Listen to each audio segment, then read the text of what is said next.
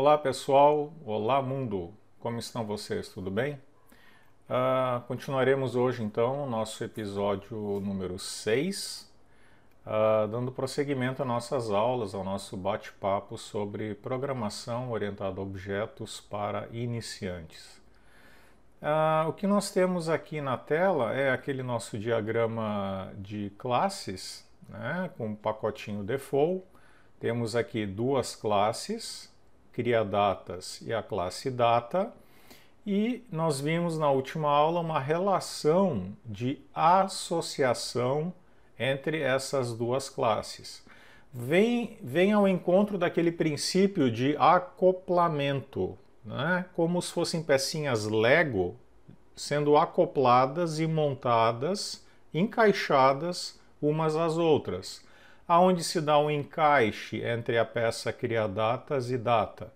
Através desse relacionamento, dessa setinha, que nós vimos. Essa ponta aqui indica a navegabilidade dela, e esse 1 do lado do CriaDatas e o 2 ao lado do Data indica a multiplicidade, o quanto de instâncias de cada classe o programador deverá preparar em seu código para que existam objetos dessas classes na memória RAM do nosso computador.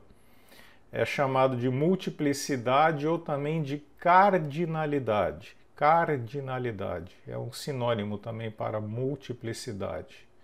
Um do lado de cá poderia ter sido omitido, ficaria implícito que é 1. E aqui 2, seriam dois elementos, duas instâncias. Eu quero dizer que o programador tem que criar duas instâncias a partir do método main da nossa classe, da nossa forminha data. Certo? Feita essa revisão breve, há um detalhe importante a se observar aqui na nossa classe data. Quantos membros nós temos mesmo nessa classe data? 3 membros, 3 atributos explicitamente declarados, dia, mês e ano, do tipo inteiro. Esse maisinho aqui significa públicos. Eles são atributos públicos.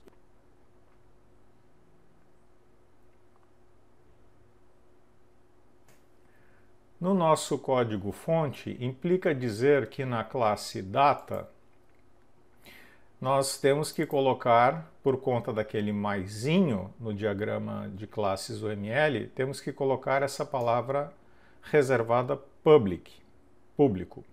Então aqui os 3 atributos.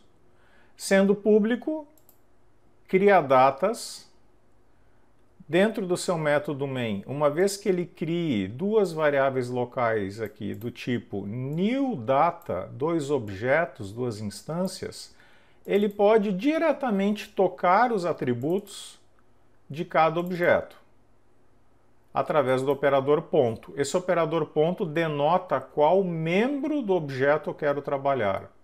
Dia, ou ponto mês, ou ponto ano, da data hoje. Já no Natal também, dia, ponto mês, ponto ano. Até aí tudo bem, não teríamos nenhum problema maior de usabilidade da nossa classe data. Aliás, nós já estamos utilizando aqui.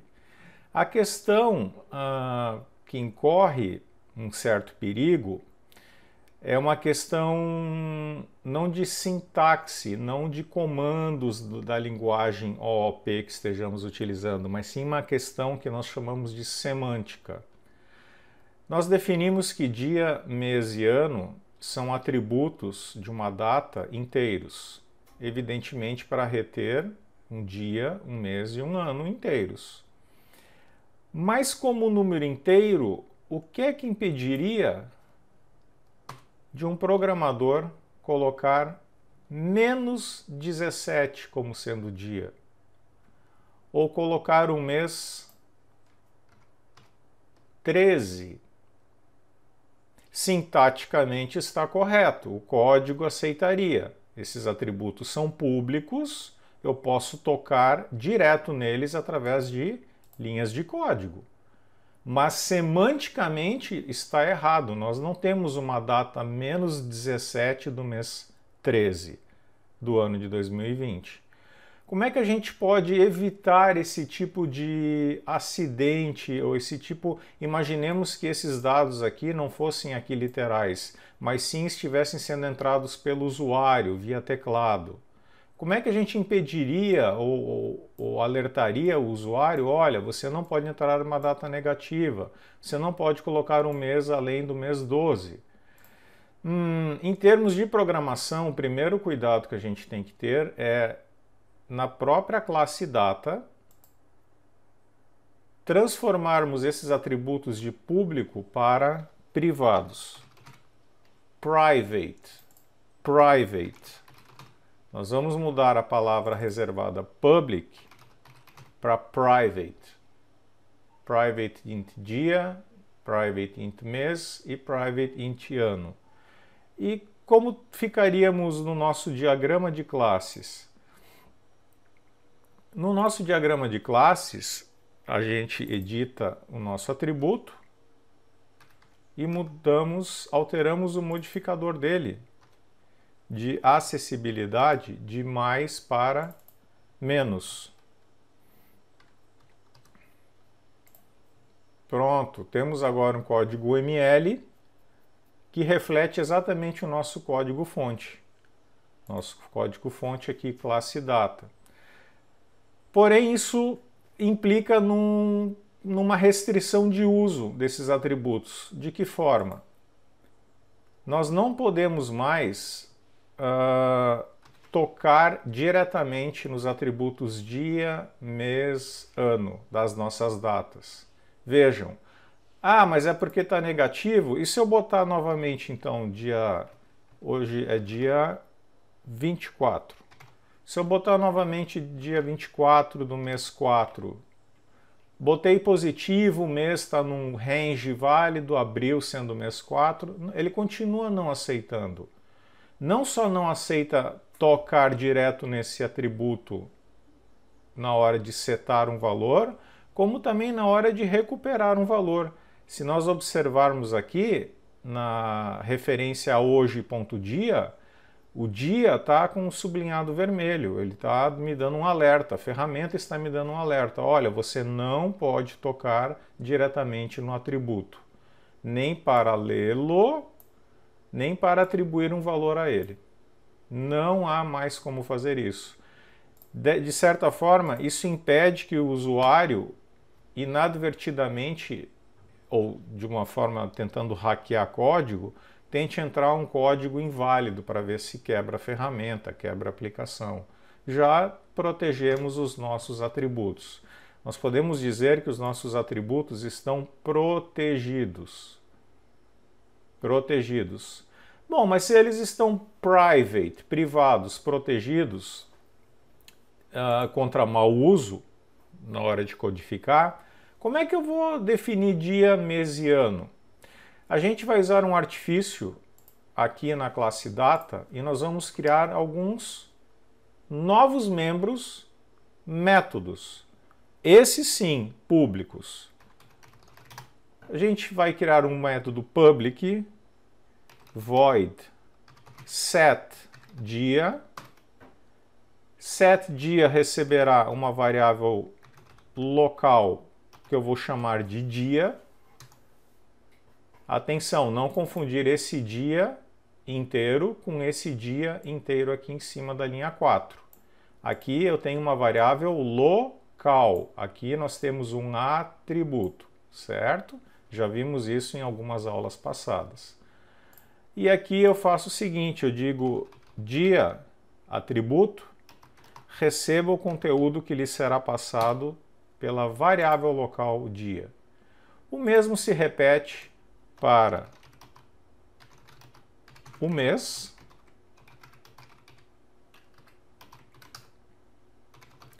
atributo mês, receba o conteúdo que lhe será passado pela variável local mês.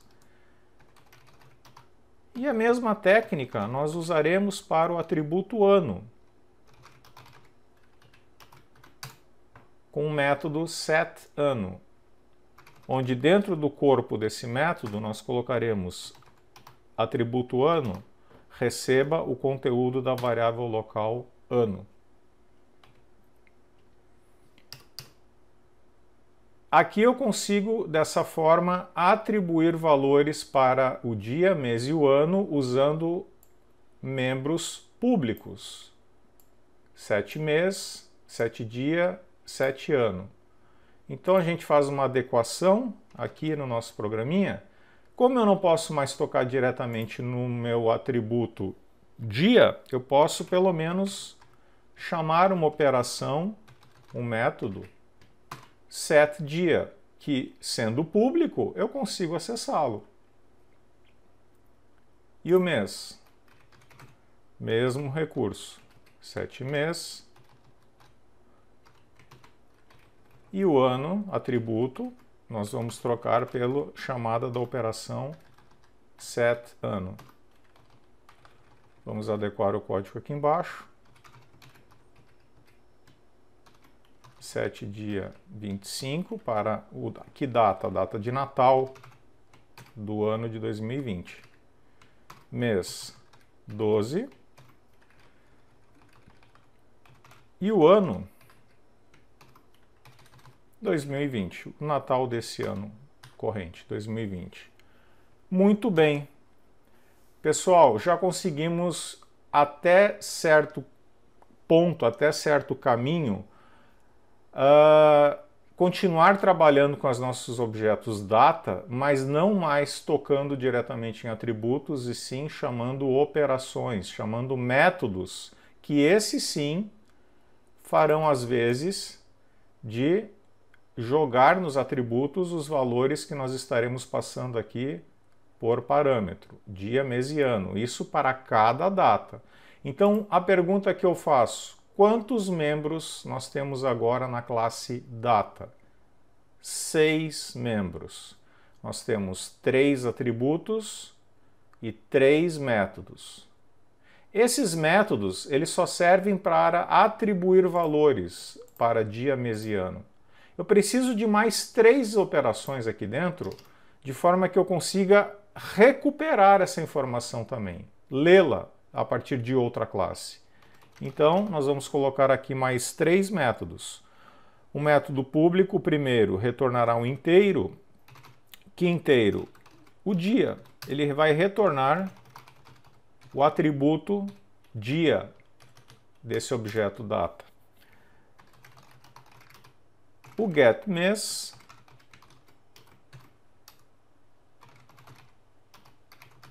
this.mês. Por convenção, nós sempre chamamos set os métodos que atribuem valores, e o prefixo get, os métodos que vão retornar os valores para a classe que está utilizando, no caso, data e outras demais classes utilitárias. O princípio seguirá o mesmo. Public int get ano, return this.ano. Muito bem, já estamos com um bom caminho andado aqui. Quantos membros temos na classe data? Opa, subitamente ela cresceu, né? Aumentamos aqui com um acréscimo significativo de membros, de métodos. Nós temos 3 atributos e para cada atributo um set e um get. Portanto, setDia, getDia, setMês, getMês, setAno e o getAno. Temos ao todo 9 membros. Então, cada uma de nossas classes conterá 9 membros encapsulados dentro do objeto. E o objeto ocorre onde? Sempre na memória RAM do computador ou do dispositivo eletrônico que a gente esteja trabalhando. O método getDia, ele vem onde? Ele vem de bom uso e necessidade aqui, onde nós antes tocávamos direto no atributo, como ele é privado, portanto, getDia. Vou fazer uma quebra aqui, para facilitar a legibilidade. getMês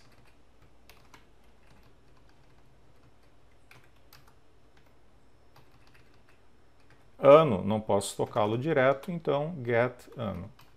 Operação, porque ele é público. E aí sim eu consigo tocá-lo. Natal, mesmo princípio. Get dia. Vamos quebrar aqui, quebrar a linha.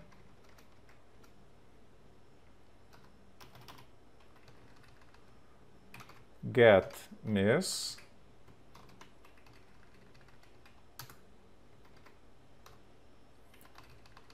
E get ano, finalmente. Pronto!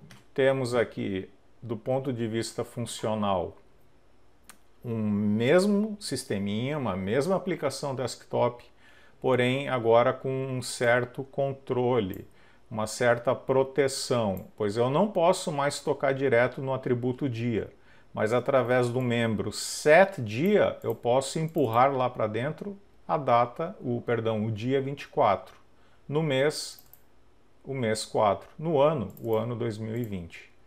Vale para hoje, vale para a data natal, vale para quantas datas nós precisássemos criar no nosso programa.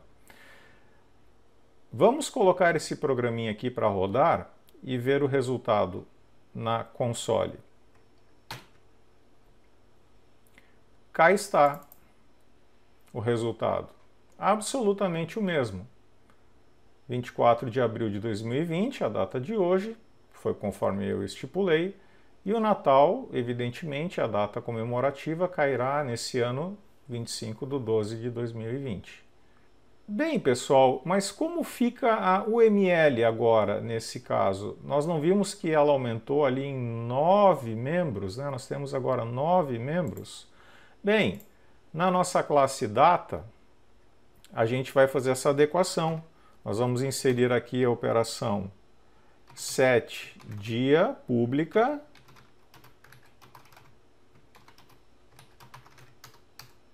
a operação setMês pública,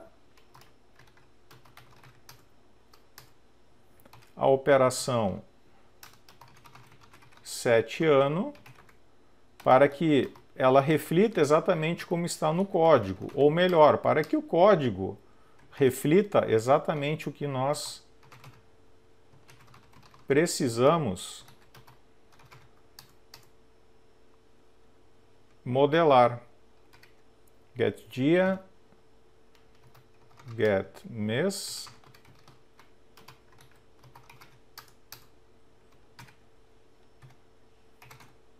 get ano.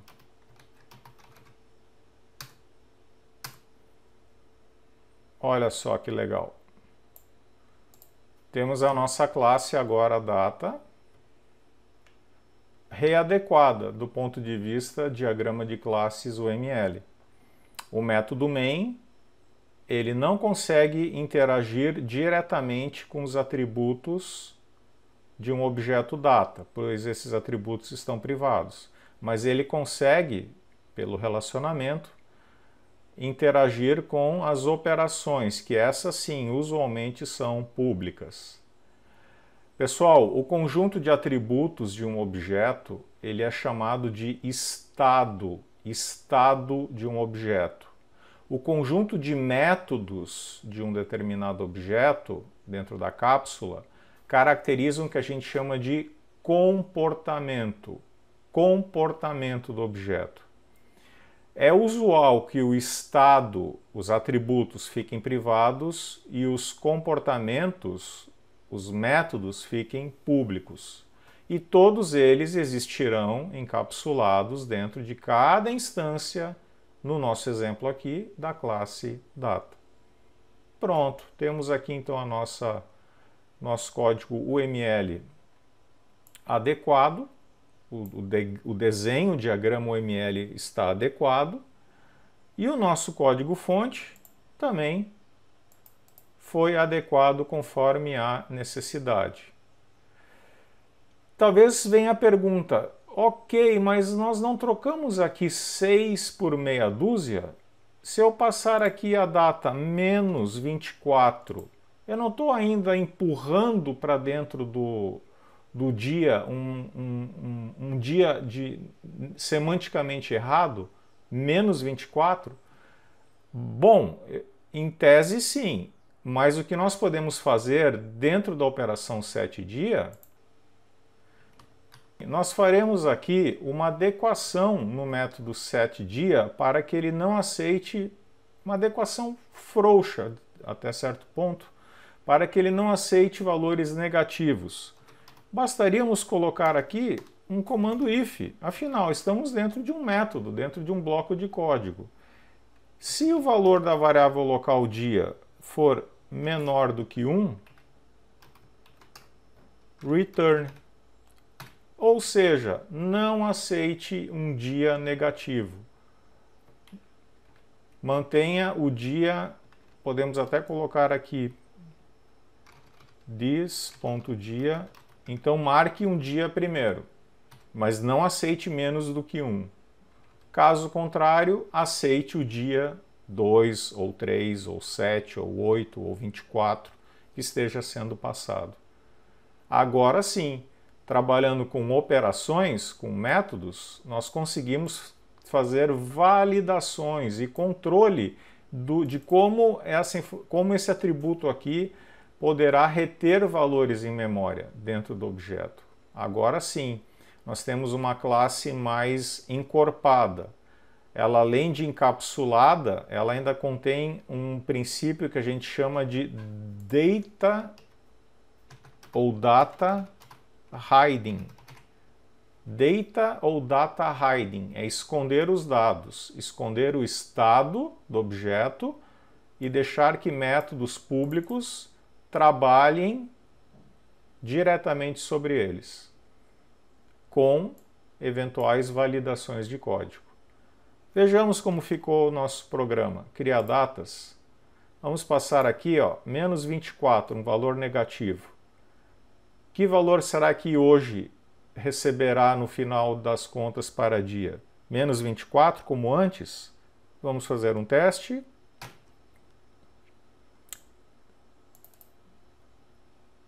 Recebeu 1. Ou seja, a nossa validação funcionou.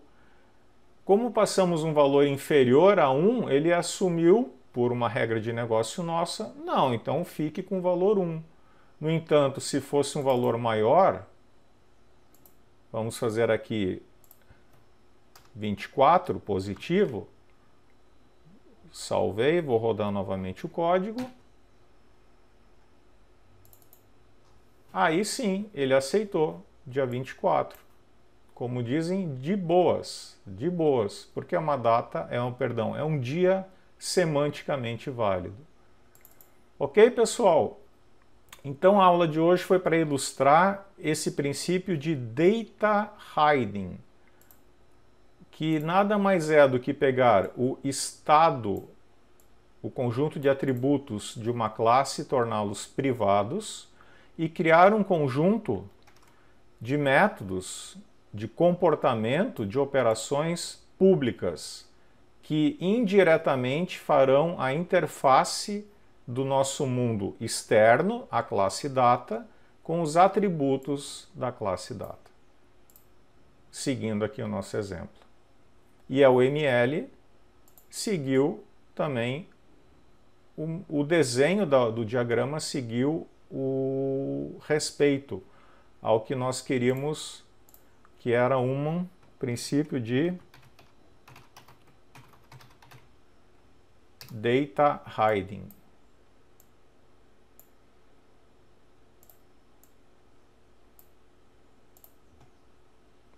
Certo? É muito bacana isso aí, é muito importante e é uma prática imprescindível que nós temos que adotar no nosso dia a dia para proteger a nossa classe contra o mau uso de valores armazenados em seus atributos. Valores sintaticamente corretos, porém semanticamente errados, equivocados. Pessoal, por hoje é isso. Se vocês estão gostando do nosso bate-papo, deem um joinha no vídeo, que isso incentiva bastante o tio aqui a continuar produzindo. Inscrevam-se no canal para participar, para acompanhar. Cliquem no famoso sininho, né? Tem um sininho logo abaixo aqui, em algum lugar aqui embaixo, um sininho. Que com ele, o sininho selecionado, cada vez que um vídeo novo no canal é publicado, vocês são notificados que tem novidades. Temos aulinhas novas no ar, sequenciando aí o nosso aprendizado. Pela atenção de vocês, muitíssimo obrigado e até a próxima. Um abraço.